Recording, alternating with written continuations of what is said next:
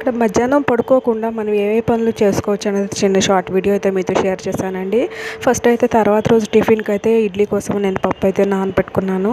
తర్వాత మన సరుకులు ఏవైతే డబ్బాలు ఖాళీ అయ్యాయో అవన్నీ శుభ్రంగా ఉదయమే తోమేసి పెట్టుకున్నానండి. సో మధ్యాహ్నానికి అవన్నీ ఎండిపోతాయి కదా. సో ఒక దాంట్లో అయితే పంచదార అండి నేను డీమార్ట్కి వెళ్ళి తెచ్చుకున్నానండి 3 కేజీలు పంచదార. సో 3 కేజీలు పట్టేస్తుందండి డబ్బాలోని. పంచదార అయితే మొత్తం వేసేసుకొని టైట్గా అయితే మూత అయితే పెట్టేసుకున్నాను. తర్వాత అలాగే మనము సంవత్సరానికి సరిపడా నేను కారం పొడి అయితే ఆడించి పెట్టేసుకుంటానండి. ఇందులోనే నేను ధనియాలు జీలకర్ర కూడా కలిపి ఆడించేస్తాను. అది కూడా మనకి చిన్న డబ్బాలో తీసి పెట్టుకుంటాను, కావాల్సినప్పుడు వీలుగా చిన్న డబ్బాలో అయితే సరిపడుతుందని చెప్పి.